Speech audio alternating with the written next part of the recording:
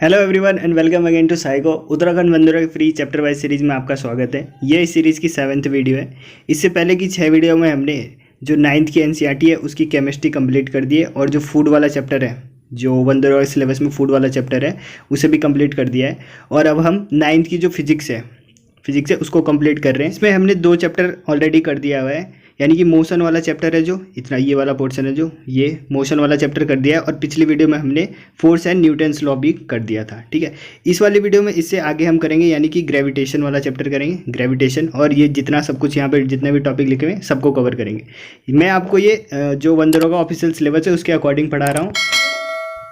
अगर वीडियो आपको पसंद आए तो वीडियो को लाइक करें। तो चलिए शुरू करते हैं बिना किसी देरी के। सामने एनसीईआरटी की बुक रखी है 9th क्लास की, तो उसका ये चैप्टर नंबर 10 है, यानी ग्रेविटेशन, गुरुत्वाकर्षण। देख लेते हैं इस चैप्टर में हम क्या क्या पढ़ेंगे।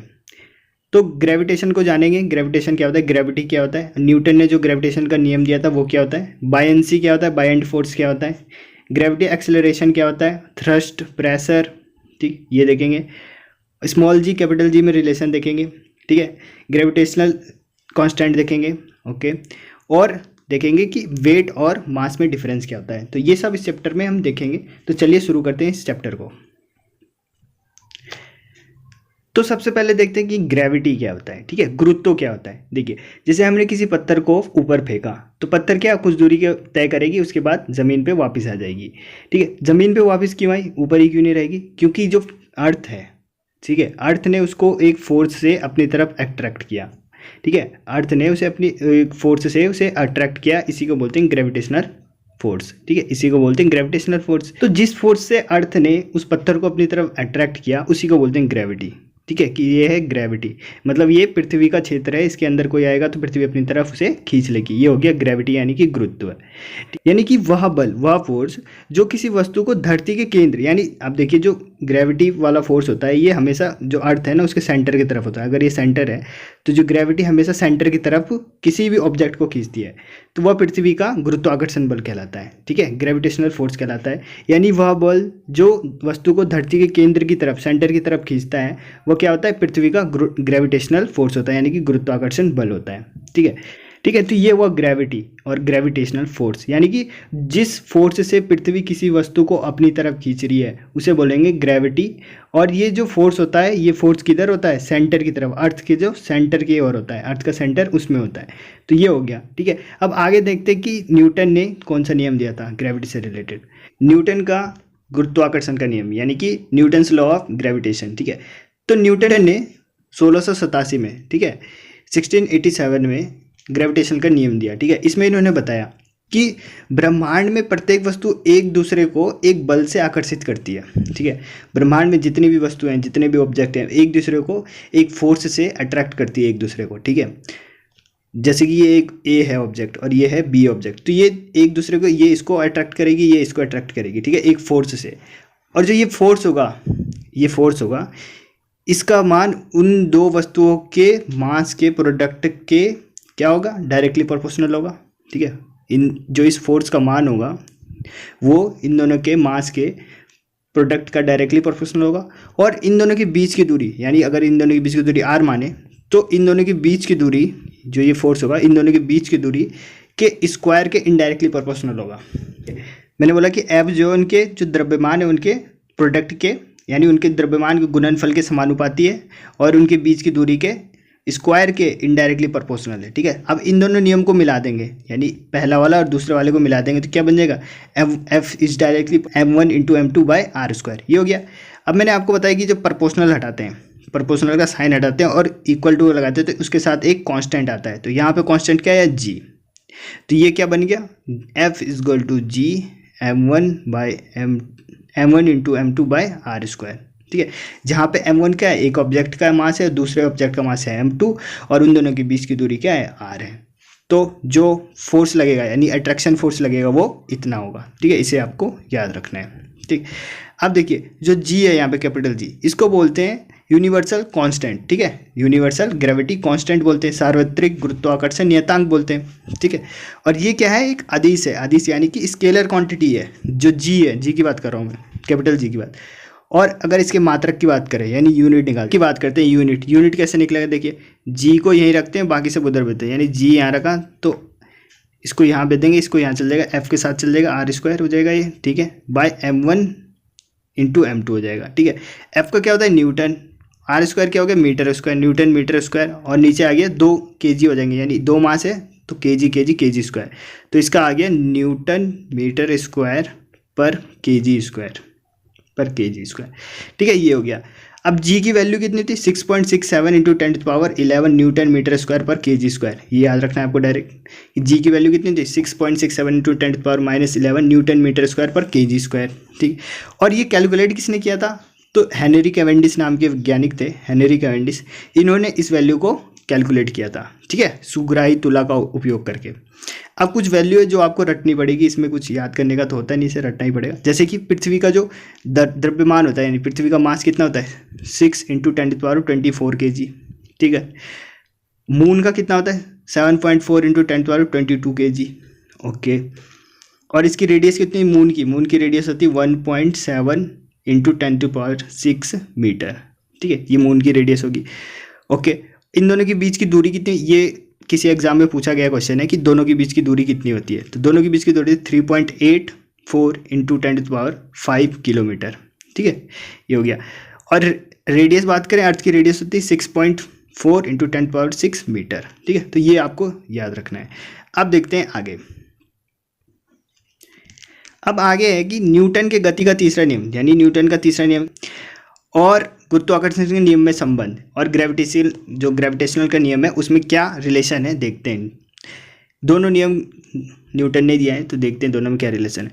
जो तीसरा लॉ है, ठीक है, तीसरा लॉ बोलता है कि किसी भी क्रिया के लिए ठीक उसके बराबर लेकिन विपरीत दिशा में प्रतिक्रिया होती है, ठीक है, every action have equal and opposite reaction, ठीक है, ये आपको पता है, ठीक, ओके। और न्यूटन के गुरुत्वाकर्षण के नियम अनुसार जो ग्रेविटेशनल जो नियम है इसका, ये क्या बोलता है कि हर वस्तु, ब्रह्मांड में जितनी वस्तु है वो एक दूसरे को किसी एक फोर्स से अट्रैक्ट करती है, ठीक है, जो किस पे डिपेंड करती है, उनके मास के गुणनफल के समानुपाती होती है और उनके बीच की दूरी के स्क्वायर के व्युत्क्रमानुपाती होती है, ये है, ठीक है।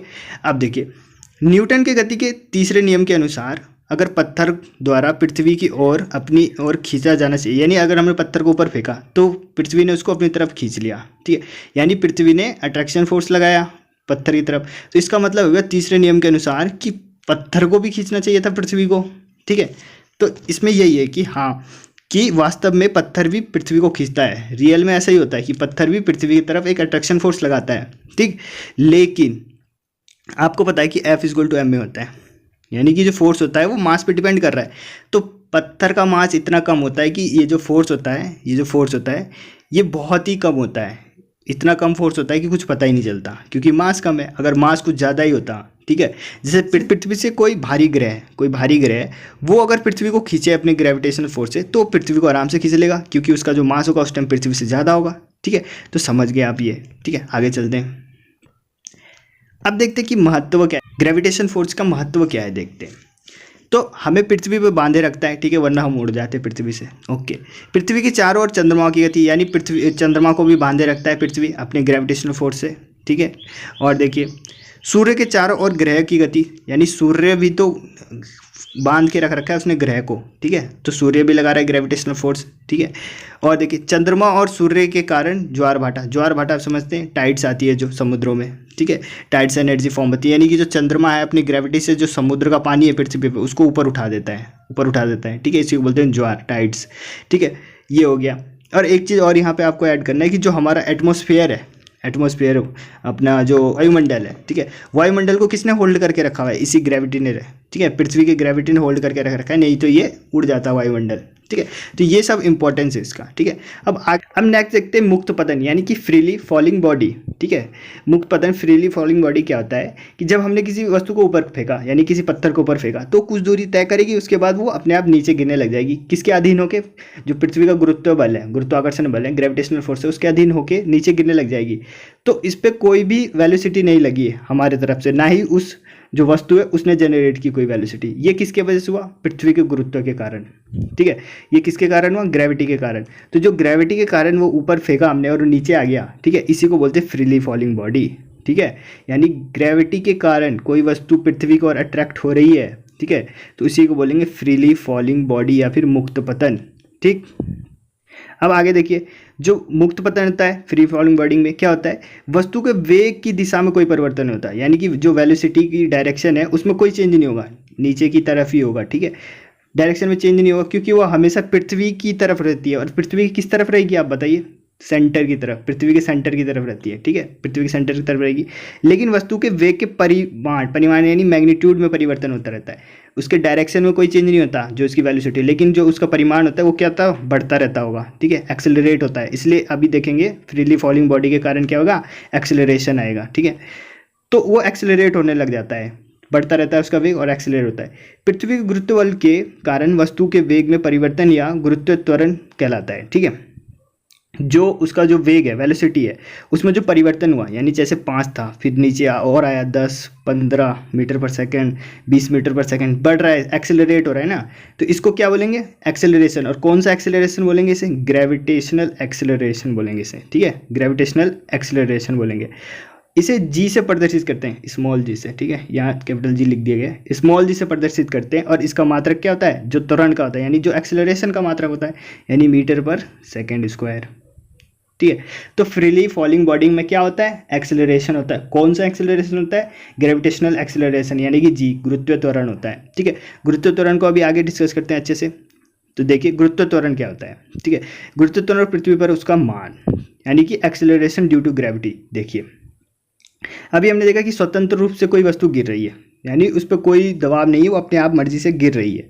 तो जब वो गिरती है तो उसका जो वेलोसिटी है, वेलोसिटी में चेंज होता है, ठीक है, बढ़ता रहता है, पॉजिटिव चेंज होता है उसमें। तो इसी चेंज के कारण क्या होता है, उसकी वेलोसिटी बढ़ी, और एक्सेलरेशन यही होता है कि चेंज इन वेलोसिटी, तो वेलोसिटी में चेंज आ गया, इसी के कारण उसमें क्या एक एक्सेलरेशन जनरेट होगा। इस एक्सेलरेशन को क्या बोलते हैं, ग्रेविटेशनल एक्सेलरेशन। ये आपको पता चल गया, इसे जी से रिप्रेजेंट करते हैं। और अर्थ पे इसका मान कितना होता है, अर्थ के लिए बात करूँ 9.8। हर प्लेनेट का अलग होता है, अभी हम आगे भी पता करेंगे कैसे पता कर सकते हैं किस प्लेनेट का कितना है, वो आगे पता करेंगे, ठीक। तो अर्थ का होता है 9.8 मीटर पर सेकंड स्क्वायर, क्योंकि मीटर पर सेकंड स्क्वायर क्यों, क्योंकि ये एक्सेलरेशन है एक प्रकार का, ओके।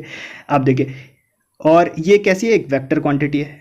अब देखिए जो जी है, ये जी मास पे डिपेंड नहीं करता, मास पे डिपेंड नहीं करता। अभी आगे हम मैथमेटिकली प्रूव करेंगे इसको क्यों नहीं करता है। देखिए अब पृथ्वी की सतह पे जी का मान देखते हैं, जी।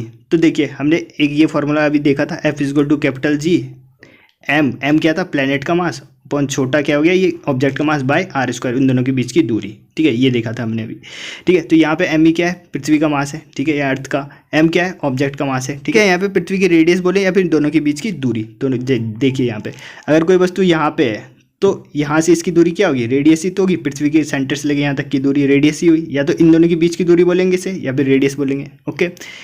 और एफ क्या है, दोनों जो एक दूसरे को अट्रैक्ट कर रहे हैं, यानी कि ग्रेविटेशनल फोर्स है, ठीक। अब देखिए हमें पता है कि F is equal to M G होता है, F is equal to M A होता है ना, ऐसे एम ए की जगह हम जी रख सकते हैं अगर फ्रीली फॉलिंग बॉडी है, यानी ऊपर से अगर फ्रीली फॉल हो रहा है तो एम इज इक्वल टू जी लिख सकते हैं यहाँ, क्योंकि ये भी एक एक्सेलरेशन का टाइप होता है, ठीक है। तो ये हो गया। अब देखिए ये भी F की वैल्यू और ये भी F की वैल्यू है, ये भी F की वैल्यू, ये भी F की वैल्यू, यानी दोनों को बराबर कर सकते हैं। तो दोनों को बराबर कर देते हैं, यानी M G is equal to capital G M by M R square, ये हो गया, ठीक है। अब देखिए स्मॉल एम से स्मॉल एम कट गया, ठीक है। अब यहाँ देखिए जी की वैल्यू क्या आ गई, जी की वैल्यू आ गई G is equal to capital G M by R square. तो ये फॉर्मूला आपको कंठस्थ होना चाहिए, बिल्कुल याद होना चाहिए, ठीक है। टू कि small G is equal to capital G M by R square, ठीक। अब अगर हम इस फॉर्मूले को ध्यान से देखें तो इस फॉर्मूले में हमें क्या क्या दिख रहा है, एक तो यूनिवर्सल कांस्टेंट दिख रहा है हमें, यूनिवर्सल ग्रेविटी कांस्टेंट, एक दिख रहा है प्लेनेट का मास, कैपिटल एम क्या था, प्लेनेट का मास, और था आर क्या था, प्लेनेट की रेडियस थी, ठीक है, या फिर उन दोनों के बीच की दूरी थी, ठीक है। तो यहाँ पे आपको कहीं पे ऑब्जेक्ट का मास दिख रहा है, ऑब्जेक्ट का मास यानी स्मॉल एम नहीं दिख रहा है। तो जो स्मॉल जी ऑब्जेक्ट पे डिपेंड ही नहीं कर रहा है, यानी भारी हो हल्का हो कुछ मतलब नहीं। तो यहाँ से एक प्रश्न ये निकलता है कि यदि हम दो वस्तु लें, एक 10 kg वाला और एक 100 kg वाला, उनको एक समान ऊंचाई से गिराएं तो पहले कौन पहुँचेगा ज़मीन पे, ठीक है। तो इस हिसाब से जो अभी फॉर्मूला बना था स्मॉल जी का, इस हिसाब से दोनों को सेम पहुँचना चाहिए ज़मीन पे, इस हिसाब से दोनों को सेम पहुंचना चाहिए, और ऐसा ही होता है। लेकिन पृथ्वी पे हमें पता है कि क्या है, एटमॉस्फेयर है। एटमॉस्फेयर में पार्टिकल्स होते हैं, इन पार्टिकल्स की वजह से क्या होता है, जो भारी वस्तु है उस पर अलग से एक फोर्स लगता है, ठीक है, अलग से फोर्स लगता है, जिस वजह से ये जल्दी पहुंच जाते हैं नीचे। जबकि अगर वैक्यूम में गिरे, वैक्यूम यानी कि कुछ भी नहीं है वहाँ पे, हवा, कुछ पार्टिकल, कुछ नहीं है, वैक्यूम, वैक्यूम में अगर हम 100 केजी और 10 केजी वाले को गिराएं तो दोनों ही सेम टाइम पर पहुँचेंगे, दोनों सेम टाइम पर पहुँचेंगे। तो आपको ये देखना है कि पूछ क्या रहा है एग्जामिनर। अगर वैक्यूम मेंशन किया है कि एक भारी वस्तु और एक हल्की वस्तु को वैक्यूम में गिराएं तो जल्दी कौन पहुँचेगा, जल्दी कोई नहीं पहुँचेगा, दोनों समान टाइम पर पहुँचेंगे।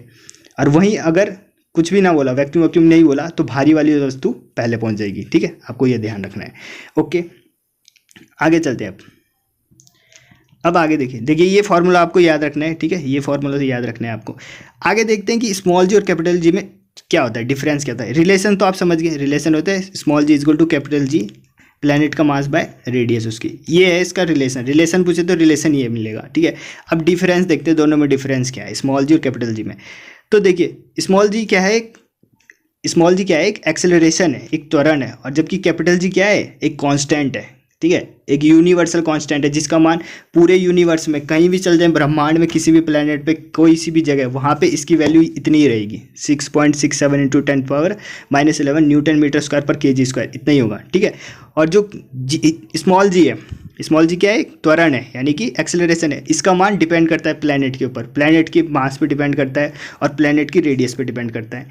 तो हर प्लेनेट पे आपको डिफरेंस दिखेगा। तो इसका मान अर्थ के उस पर देखें तो अर्थ पे होता है 9.8, ठीक है, जबकि अर्थ क्या जो यूनिवर्सल कांस्टेंट होता है उसका तो हर जगह मान यही होता है, ठीक, पहले डिफरेंस। दूसरा, इसका मान भिन्न भिन्न स्थानों पर भिन्न भिन्न हो सकता है, ठीक है, मैंने आपको बता दिया, इसका मान सदैव स्थिर रहता है, कांस्टेंट रहता है। तो इसका मात्रक है, यानी यूनिट है मीटर पर सेकंड स्क्वायर है, जो कि एक्सेलरेशन का होता है, इसका मात्रक क्या होता है, न्यूटन मीटर स्क्वायर पर केजी स्क्वायर, ओके।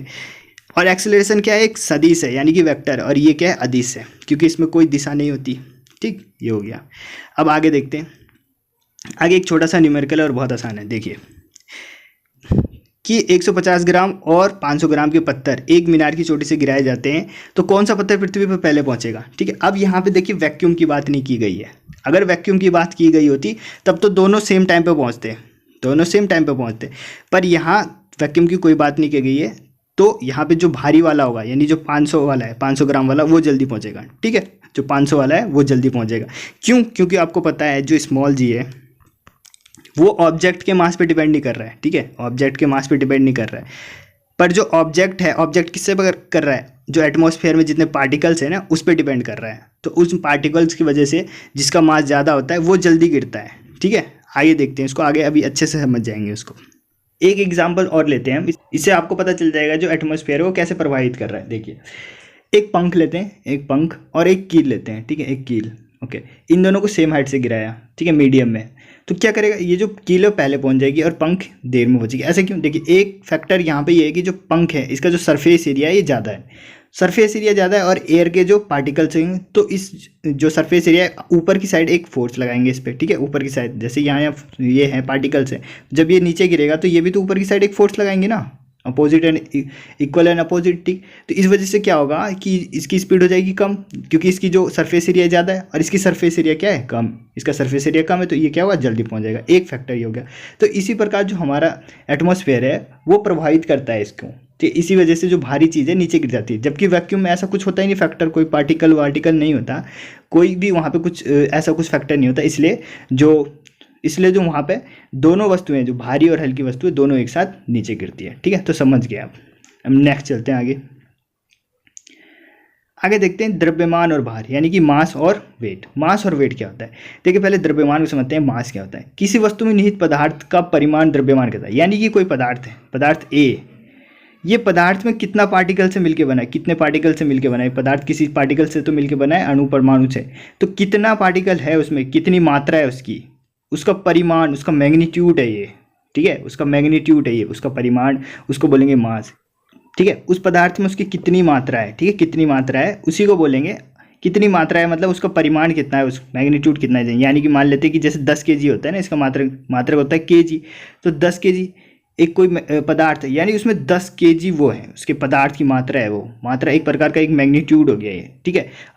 तो किसी वस्तु के जड़त्व, और इसको हम पिछले चैप्टर में हम डिस्कस कर चुके हैं कि जड़त्व यानी इनर्शिया का माप होता है। ये इनर्शिया की, इनर्शिया क्या थी वहाँ पे कि जैसा है वो ऐसे ही रहना है, उसमें चेंजेस होने का विरोध करती है कि चेंज ना हो उसकी, मोशन में तो मोशन में ही, और अगर रेस्ट में तो रेस्ट में रहना चाहती है, इसी को बोलते हैं इनर्शिया। तो इनर्शिया की माप है ये द्रव्यमान, ठीक है। और ये क्या होता है, एक अदिश राशि होती है, स्केलर क्वांटिटी थे, और इसका सिर्फ परिमाण होता है, इसका सिर्फ मैग्नीट्यूड होता है, ठीक है, डायरेक्शन नहीं होता क्योंकि ये अदिश है, ठीक है, दिशा नहीं होती। ओके, ऐसा ही मात्रक क्या होता है इसका, केजी होता है, ठीक है। ये हो गया। अभी आगे अच्छे से टेबल में इसको डिफरेंस कर देंगे दोनों को, मास और वेट को, तब और अच्छे से आपको समझ में आ जाएगा। देखिए, किसी वस्तु का द्रव्यमान सर्वत्र होता है, सर्वत्र मतलब यूनिवर्सल होता है, यूनिवर्सल होता है, कहीं पे भी चल जाओ उसका जो मास होगा वो सेम होगा, चाहे मास पे चल जाए, चाहे हम मून पे चल जाएं, चाहे हम सन पे चल जाएं, पृथ्वी पे चल जाएं, उसका जो मास है वो बिल्कुल कांस्टेंट रहेगा, ठीक है, एम से दर्शाया जाता है। ओके, किसी स्थान पर द्रव्यमान किसी वस्तु का शून्य नहीं हो सकता, ठीक है, द्रव्यमान कभी भी शून्य नहीं हो सकता, इंपॉर्टेंट। अब देखते हैं कि वेट क्या होता है, भार क्या होता है। भार, किसी वस्तु का भार वह बल है, पहली बात क्या है, ये बल है, फोर्स है एक प्रकार का।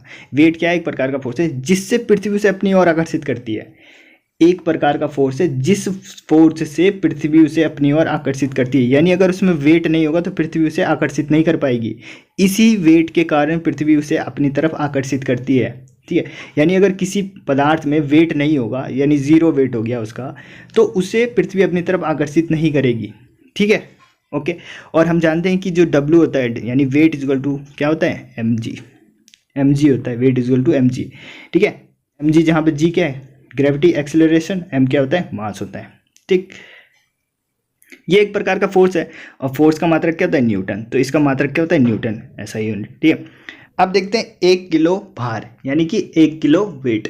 देखिए, मैंने पिछली वीडियो में आपके बताया था, जैसे 1 न्यूटन पूछा था, तो इसमें क्या किया, फॉर्मूला लिखना है और 1 रख देना है, तो इसका भी फॉर्मूला लिखते हैं, W इजल टू mg, ठीक है। m की जगह अगर 1 रख देंगे तो W इजल टू g हो जाएगा, यानी कि जो ग्रेविटी एक्सेलरेशन के बराबर हो जाएगा, और ग्रेविटी एक्सेलरेशन कितना होता है, 9.8, यानी कि हम क्या कह सकते हैं कि 1 किलो वेट, ठीक है, 1 किलो वेट पृथ्वी पर वह गुरुत्व बल है, वह ग्रेविटी फोर्स है जो 1 किलोग्राम द्रव्यमान यानी कि 1 किलो मास वाली वस्तु पर लगता है, तो उसमें क्या 9.8 मीटर पर सेकेंड 9.8 मीटर पर सेकेंड स्क्वायर का एक्सेलरेशन उत्पन्न हो जाता है, ठीक है। ये हो गया। अब आगे देखते हैं द्रव्यमान और भार में डिफरेंस, इन दोनों में डिफरेंस क्या होता है, मास और वेट में। अब देखिए, सबसे पहले तो डेफिनेशन मैंने आप बताया कि मास क्या होता है, जितना भी उसमें टोटल क्वांटिटी है, quantity is a mass is a quantity, कितना क्वांटिटी है, और भार क्या है, एक बल है, ठीक है, जिससे पृथ्वी उसको अपनी तरफ खींचता है। दूसरा क्या हो गया कि हम ये क्या है, इनर्शिया की माप है, जो द्रव्यमान होता है जड़त्व की माप होती है, जबकि भार क्या, तो W इजल टू mg होता है, ठीक है, W इजल टू mg होता है। आगे देखते हैं, अगला है कि किसी वस्तु का द्रव्यमान सर्वत्र होता है, यानी कि हर जगह सेम होता है, पृथ्वी पे भी सेम होगा, चंद्रमा पे भी सेम होगा, किसी भी प्लेनेट पे सेम, जबकि जो भार है यानी वेट बदलता रहता है, विभिन्न स्थानों पे अलग अलग होता है, ठीक। अब मास को मेजर कैसे करते हैं, भौतिक तुला द्वारा, और वेट को कैसे करते हैं, कमानीदार तुला द्वारा, ठीक है। ये दोनों इसके मापने के तरीके होते हैं, ठीक है। आगे देखते हैं, यह एक क्या है, स्केलर क्वांटिटी, मास क्या है, स्केलर, क्योंकि इसमें डायरेक्शन नहीं होता, और भार क्या है, एक वेक्टर क्वांटिटी, ये आपको ध्यान रखना है, ठीक है, वेक्टर क्वांटिटी, तभी ये हर प्लेनेट पे अलग अलग होता है और अपना मान बदलता रहता है, ठीक है। अगला देखते हैं, अगला है कि किसी स्थान पे g का मान, अगर कहीं पे g का मान 0 हो गया तो वहाँ पे क्या होगा, शून्य होने पर द्रव्यमान का मान नहीं बदलता, ठीक है, यानी कि जो द्रव्यमान है कभी भी 0 नहीं होगा, ठीक है, आपको ये ध्यान रखना, द्रव्यमान कभी भी 0 नहीं होगा, पर किसी भी स्थान में g का मान शून्य होगा, स्मॉल g का मान शून्य हो जाएगा, तो वहाँ पे क्या, भार भी शून्य, क्यों, W इजल टू mg होता है। अब अगर g शून्य हो गया तो ये भी शून्य हो गया पूरा, तो शून्य हो जाएगा, यानी कि जो वेट है वो 0 हो सकता है, पर जो द्रव्यमान है वो 0 नहीं हो सकता है, ये भी आपको ध्यान रखना है, ठीक है। अब आगे चलते हैं, स्मॉल जी को प्रभावित करने वाले कारक, स्मॉल जी को इफेक्ट करने वाले फैक्टर, कौन कौन से फैक्टर इफेक्ट करते हैं। अब देखिए, स्मॉल जी का फॉर्मूला आता है, small G equal to capital G m/r², ठीक है, जहाँ पे G तो चलिए कांस्टेंट है, इसको हटा देते हैं। m क्या था, प्लैनेट का मास, यानी एक फैक्टर क्या हुआ, प्लैनेट का मास, और वो कैसे इफेक्ट करेगा, डायरेक्टली प्रोपोर्शनल, यानी मास बढ़ाएंगे तो G भी बढ़ेगा। और दूसरा क्या, उसकी रेडियस के स्क्वायर का इनडायरेक्टली प्रोपोर्शनल, यानी रेडियस बढ़ेगा तो उसका G घटेगा, ठीक है। तो आप देखिए, एक क्वेश्चन करते हैं, आप समझ जाओगे आराम से।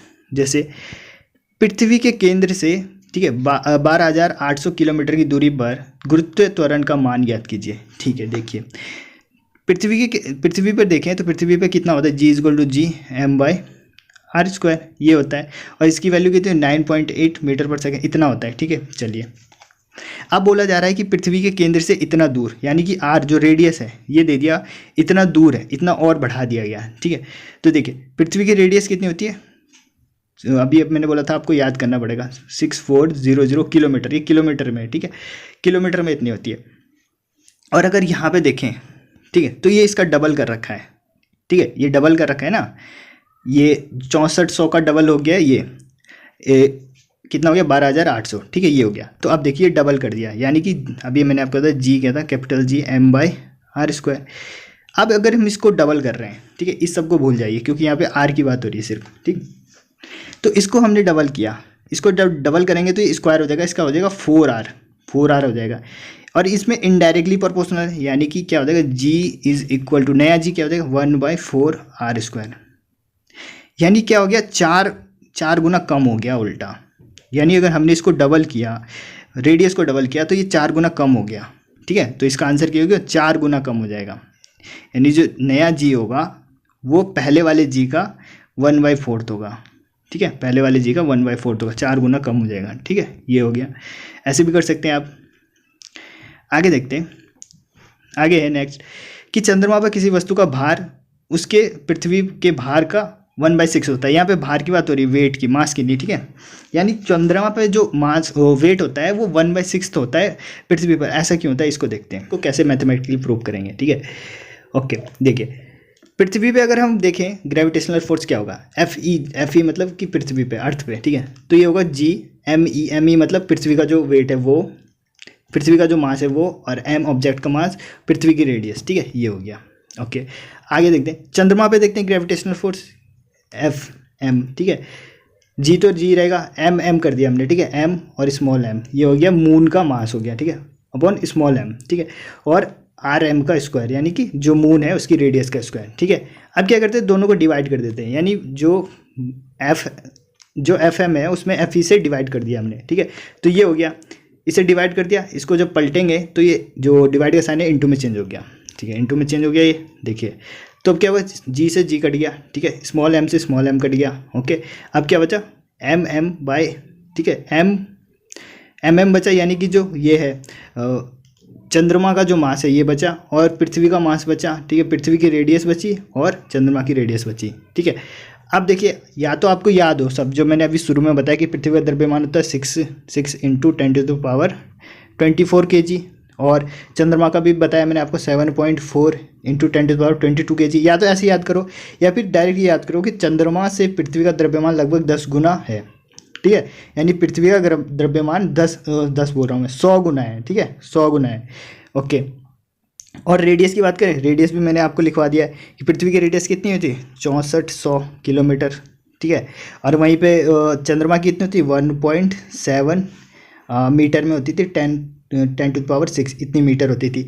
या तो ऐसे रखिए वैल्यू में याद, या फिर डायरेक्ट है कि चंद्रमा से पृथ्वी की रेडियस कितनी 4 गुना है, रेडियस 4 गुना है, और मास कितना है 100 गुना है। ठीक है, अब रख देते हैं यहाँ पे, देखिए तो हम एम ई यानी जो पृथ्वी का मास है उसकी जगह हम रख सकते हैं 100 एम।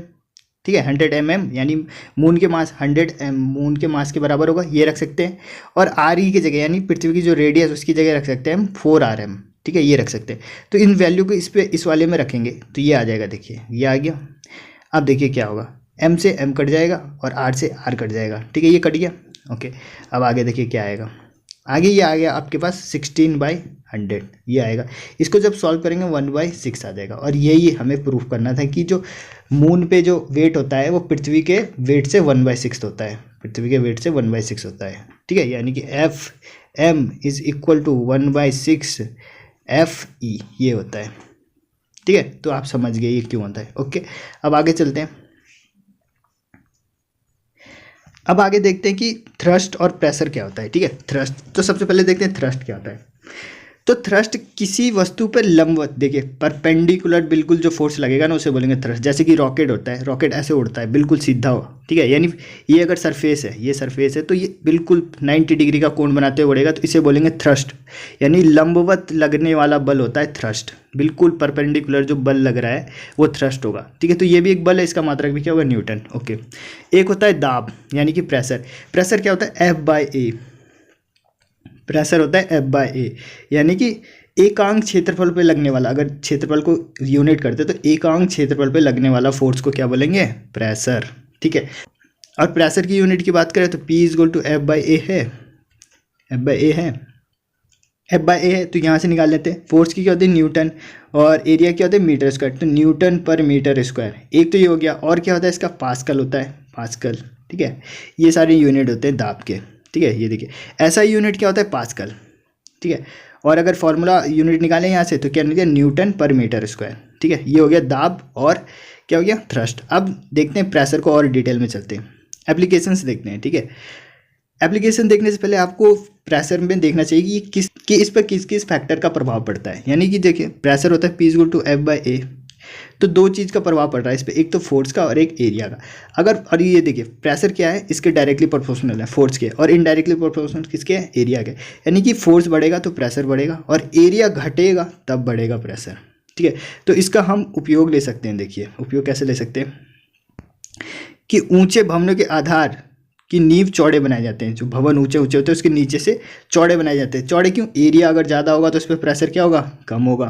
ठीक है, देखिए P इनडायरेक्टली प्रोपोर्शनल है ना ए के, तो एरिया अगर ज़्यादा बना दिया तो प्रेशर इस पर कम लगेगा, प्रेशर कम लगेगा तो ये बिल्डिंग खड़ी रहेगी, नीचे नहीं गिरेगी। ठीक है, ओके।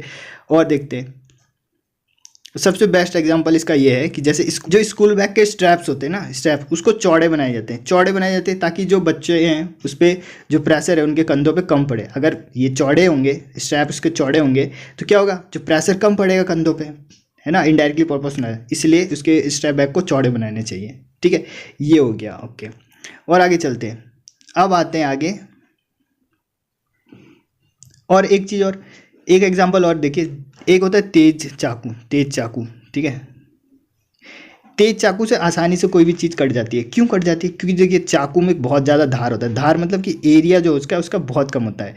अब एरिया कम होगा तो क्या होगा, प्रेशर क्या होगा, ज़्यादा होगा। एरिया कम है तो प्रेशर ज़्यादा होगा। वहीं अगर धार नहीं है, चाकू में धार नहीं है, यानी इसका एरिया क्या हो जाएगा, ज़्यादा हो जाएगा और प्रेशर कम पड़ेगा, जिसकी वजह से क्या होगा कि उस पर वो ढंग से कटेगा नहीं। इसका एग्जांपल और लीजिए, देखिए पेन है, पेन एक तरफ आगे से नुकीला है। ठीक है, यानी यहाँ पे एरिया क्या कम, इधर से चुभाएंगे तो प्रेशर ज़्यादा पड़ेगा, और पीछे से चुभाएंगे, पीछे देखिए एरिया बहुत ज़्यादा है तो इधर से प्रेशर कम पड़ेगा। ठीक है, अब समझ गए प्रेशर क्या होता है। अब देखते हैं बायंसी। ठीक है, यानी उत्प्लावन। देखिए इसको समझते हैं, जब किसी हम वस्तु को ना पानी में डुबाते हैं, पानी या तरल में डुबाते हैं आंशिक या पूर्ण रूप से, तो वस्तु के ऊपर की तरफ एक बल कार्य करता है। यानी जब डुबाते हैं तो जो नीचे तरल से ऊपर की तरफ एक बल कार्य करता है। इस बल को क्या बोलते हैं, बायंस बल। ठीक है, इस बल को बोलते हैं उत्प्लावन बल, यानी कि बायंट फोर्स। ठीक है, अब इस जो बल है इसका परिमाण देखिए कैसे, यानी इसका मैग्नीट्यूड कैसे डिपेंड करेगा। देखिए सबसे पहले मैं आपको एक एग्जांपल देता हूँ। जैसे एक ये वस्तु है, इसको इस पानी में डुबाते हैं बर्तन में, जब इसके अंदर डालेंगे तो इसके चारों तरफ से बल लगेंगे, ऊपर से भी बल लगेगा, नीचे से भी बल लगेगा, दाएं से भी लगेगा, बाएं से भी लगेगा। ठीक है, इधर से, ऊपर से, नीचे से। अब जो दाएं बाएं वाला इक्वल अपोजिट है ये कैंसिल हो गया, इक्वल। ठीक है, तो अब बचा ऊपर और नीचे का, ऊपर और नीचे, नीचे।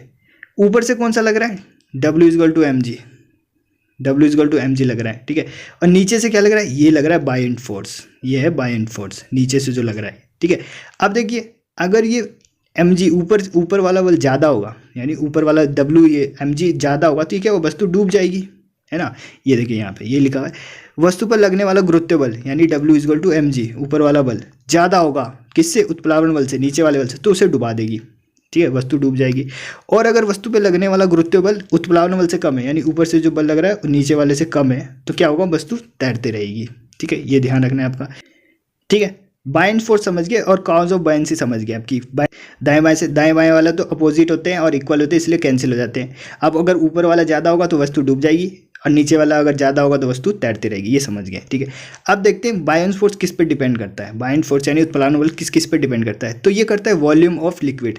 ठीक है, आयतन पे करता है, लिक्विड का आयतन कितना है, जितना अधिक वॉल्यूम होगा उतना ज़्यादा उस पर बायंट फोर्स होगा, यानी कि डायरेक्टली प्रोपोर्शनल है। ठीक है, वॉल्यूम के डायरेक्टली प्रोपोर्शनल है बायंट फोर्स, और दूसरा डेंसिटी के भी डायरेक्टली प्रोपोर्शनल है, यानी घनत्व और आयतन दोनों के ही डायरेक्टली प्रोपोर्शनल है कौन, बायंट फोर्स। ठीक है, अब यहाँ एक टर्म आया डेंसिटी। डेंसिटी को देख लेते हैं, डेंसिटी क्या होता है। डेंसिटी होता है द्रव्यमान यानी मास बाय वॉल्यूम, द्रव्यमान बटे घनत्व, द्रव्यमान बटे आयतन। ठीक है, यानी कि m/v, m/v, ठीक है। तो घनत्व ये हो गया, यानी डेंसिटी हो गया द्रव्यमान बटे आयतन, यानी कि density is equal to mass by volume. अब यहाँ से अगर हम इसकी वो निकालें, यूनिट निकालें, तो द्रव्यमान की क्या होती है kg, आयतन की क्या होती है मीटर क्यूब, तो kg पर मीटर क्यूब इसकी यूनिट होती है, ठीक है, डेंसिटी। अभी आगे रिलेटिव डेंसिटी भी करेंगे, उससे पहले हम देख लेते हैं आर्किमिडीज का सिद्धांत क्या कहता है।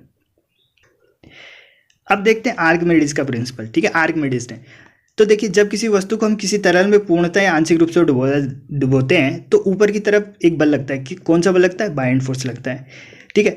अब जो आर्किमिडीज ने ये कहा था कि जो ये बल है, ये बल का जो मान होगा, यानी इसका जो परिमाण होगा, जितना ये जल बाहर निकाल देगा, जितना भी ये बाहर निकालेगा विस्थापित तरल के भार के बराबर होता है। देखिए समझते हैं, कोई बर्तन था, कंटेनर, इसमें तरल भरा था कोई, इसमें एक वस्तु को डुबाया, आंशिक या पूर्ण यानी पार्शली या फुल्ली डुबाया गया, तो जितना भी जल बाहर आएगा, उसका जितना भी वेट होगा, इतना ही क्या होगा, ये बाइंड फोर्स होगा, जो बाइंड फोर्स लग रहा है ना नीचे से ऊपर की तरफ, इसकी जो वैल्यू होगी निकाले गए जल के भार के बराबर होगी, ठीक है। जो बाइंड फोर्स की जो वैल्यू होगी, नीचे से जो बल लग रहा है उसकी जो वैल्यू होगी वो निकाले गए जल के यानी विस्थापित तरल के भार के बराबर होगी। यही है हमारा आर्किमिडीज का सिद्धांत, ठीक है। देखिए और आगे देखते हैं, आर्किमिडीज के सिद्धांत के एप्लीकेशन से देखते हैं। ये पदार्थ के अपेक्षित घनत्व ज्ञात करते हैं, यानी रिलेटिव डेंसिटी ज्ञात करने में उपयोगी है। अभी ज्ञात भी करके देखेंगे। ये जल आयन यानी कि जो पानी के जहाज होते हैं, पनडुब्बी, ठीक है, सबमरीन वगैरह, इनके डिजाइन बनाने में प्रयोग किया जाता है, ठीक है।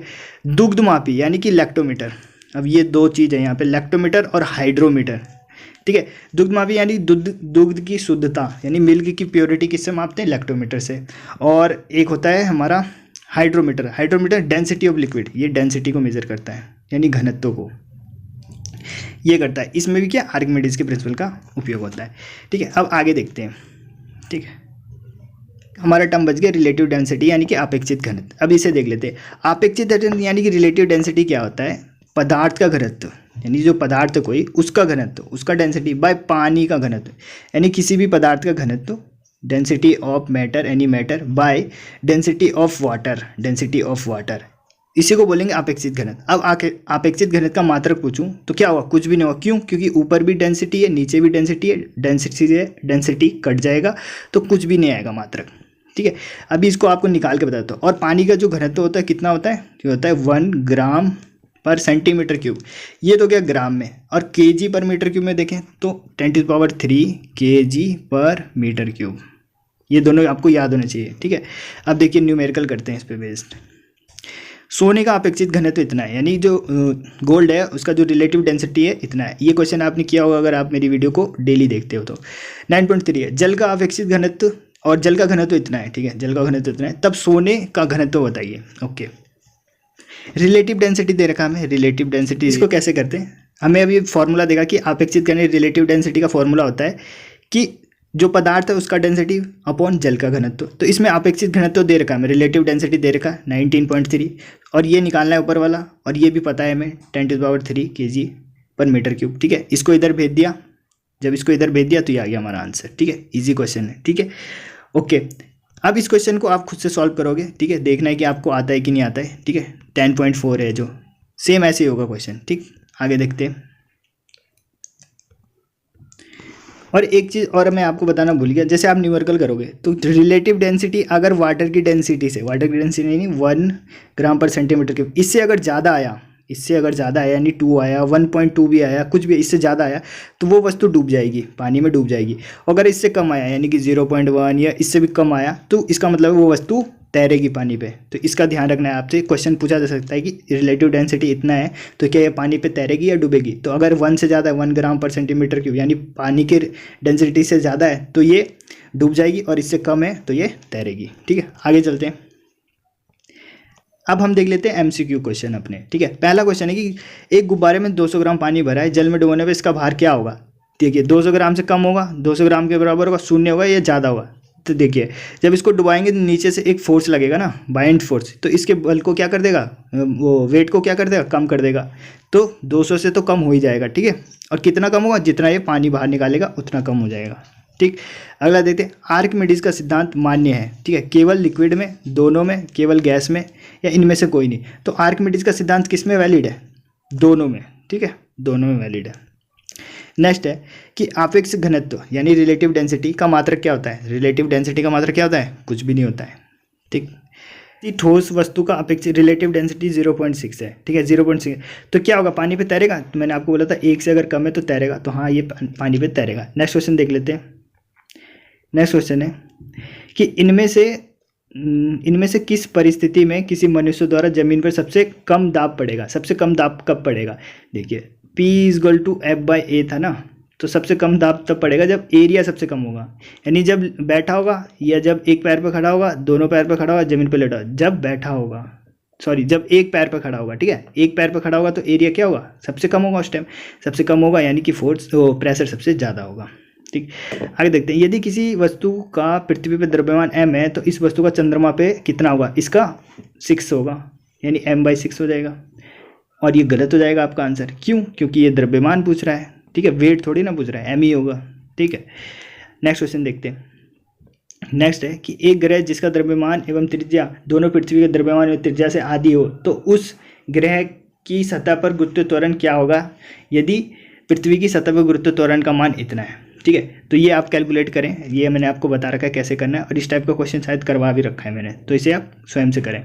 ठीक है, अगला है 8, किसी दो वस्तुओं के बीच लगने वाला गुरुत्वाकर्षण बल निम्न में से किस पर निर्भर नहीं करता। गुरुत्वाकर्षण बल यानी F = किस पे, पहले तो उनके जो m1 × m2 है मास के प्रोडक्ट पे करता है और उन दोनों के बीच की दूरी पे करता है। ठीक है, तो देखिए उनके बीच की दूरी पे करता है, उनके द्रव्यमान पे करता है, उनके द्रव्यमान गुणनफल पे भी करता है, और उनके बीच उपस्थित माध्यम पे नहीं करता है। ठीक है, माध्यम पे नहीं करता, ये गलत हो गया, तो हमारा आंसर ये है। ठीक है, और ये एक क्वेश्चन लास्ट, ये भी आपका होमवर्क क्वेश्चन 9th वाला। ठीक है, ये क्वेश्चन आप मिलान करना है, आपको मिलान करके बताना है। ठीक है, तो गाइस इस वीडियो को यहीं पे ख़त्म करते हैं। आप कमेंट के माध्यम से बताएं कि वीडियो कैसी लगी। मिलते हैं अगले वीडियो में। जय हिंद।